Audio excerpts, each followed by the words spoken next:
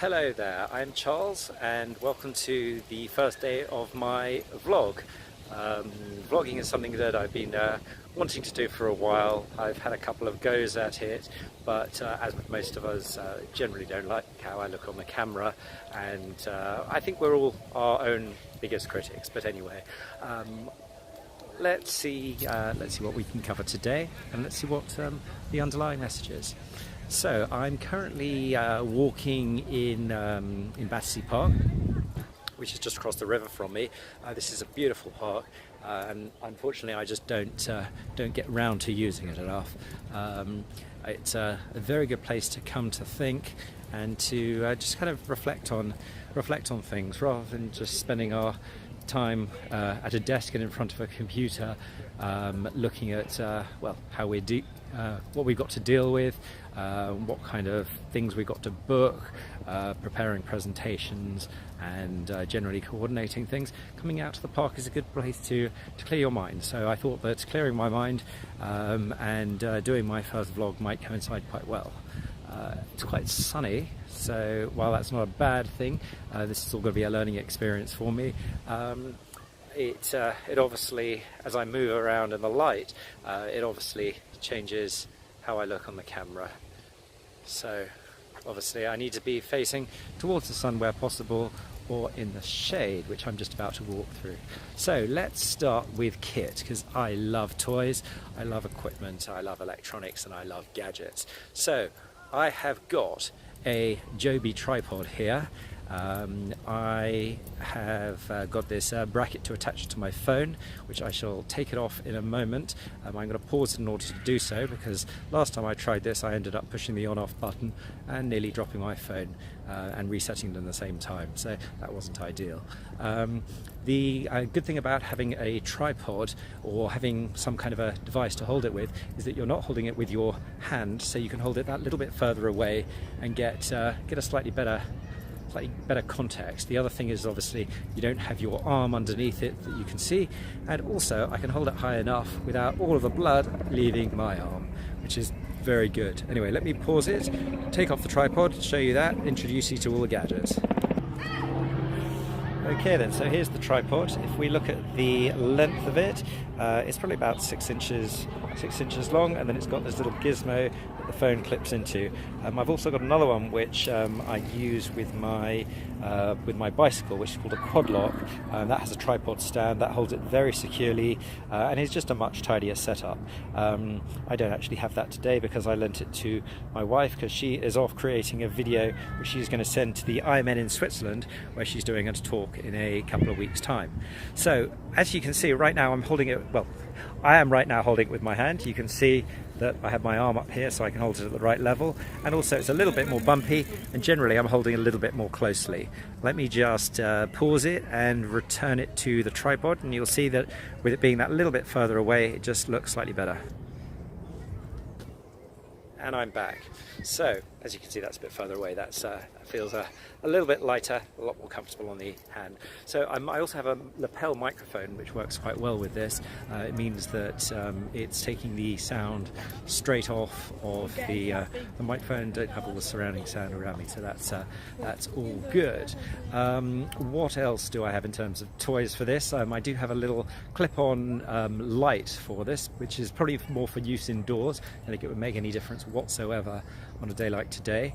I'm wearing my earphones. I'm not quite sure, we'll do some experimentation later, whether the microphone is coming off of the headphones or if it's coming straight off the microphone in my phone, but I'm not going to take them out, because otherwise I'll probably find myself talking lots and not actually doing anything. Let's get that zoomed out.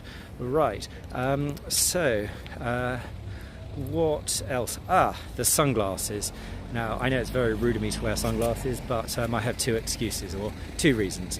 One of them is that it's a beautiful sunny day, and living in London, you don't actually get the opportunity to wear sunglasses all that time, so why not? The second reason that I'm wearing sunglasses is because of something that I heard about from a vlogger that I follow called Casey Neistat. He's one of the larger vloggers in the world. I think he has some 5 million odd people that follow him, okay, followers, and I think that the difference in his videos that I think make it particularly attractive is that it just beautifully, professionally edited. It's a little bit crazy in terms of jumping around, but it's just edited together in such a way that actually adds a little bit more than just the story. It also makes it a pleasure to watch it. I'm not quite at that level, maybe one day.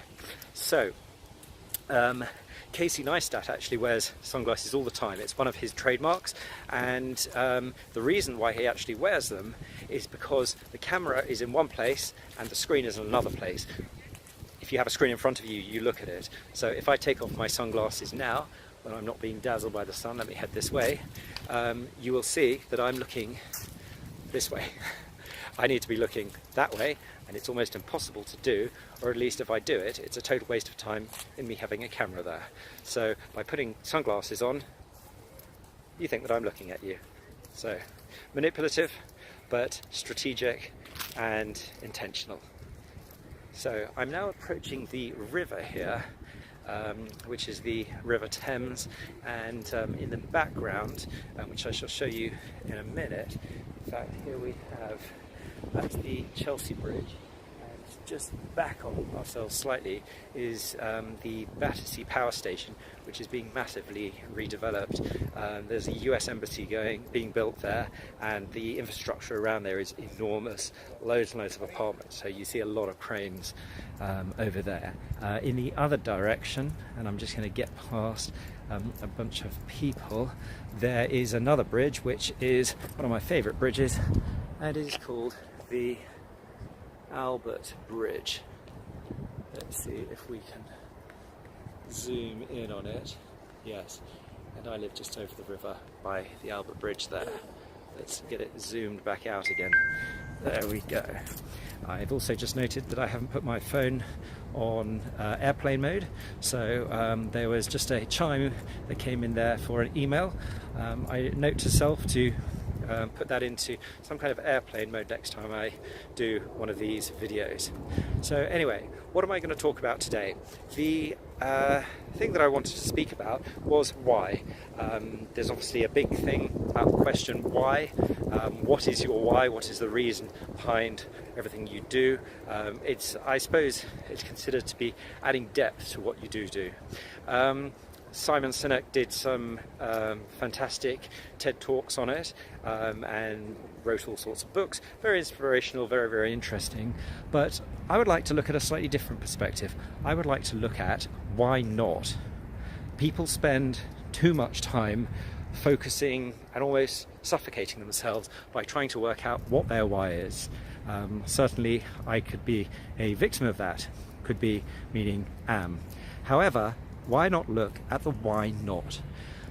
Most of the creations, most of the new ideas and ways of thinking have come about while people were either relaxing or not stressing themselves about trying to find an answer and a reason. Let's take two scientists. Let's take Archimedes, who came up with Archimedes' principle while he was reclining in the bath. He got in, he realized that as he got in, there was displacement of water. That measured volume.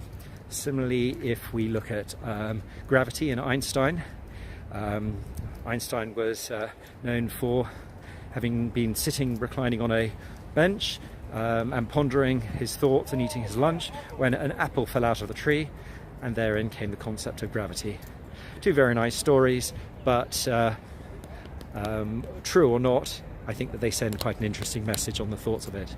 So moving on to why not, where we have space to actually say, if we want to do something, what's holding us back from doing something? If there's nothing holding us back, we should be doing it. If I look at my why nots in life, I think that when we stop doing things as we always do it, or as is the easy way of doing it, that's when we come up with new inspiration and we actually come up with something that's new. One of the key things that I came to the conclusion of why not was travel. I love travel and I love motorcycling, and one of the problems that I always had was that I wasn't free and independent to do whatever I wanted. By combining the two, I would be able to do so. Now, that's not terribly why not. However, in terms of challenging myself, I decided actually I wanted to go on a rather long motorcycle ride. This was a, if I remember rightly, 28,000 mile motorcycle ride, which is just short of 40,000 kilometers. I rode from London, and I ended up in Australia, apart from the wet bits where I ended up putting the bike on a boat. Now, if I look at this in hindsight, or if I'd examined it too closely, I would have never gone. By just getting up and saying why not and going, that's when you decide to be a little bit more creative and you actually push your limits and you do exciting things. If I look with hindsight, did I really turn up at the border between the Ukraine and Russia with some people that didn't speak a word of English and were trying to extract money from me in order to let me into the country? Did I really turn up and say, I'm on my motorbike, I've got my passport? Fantastic.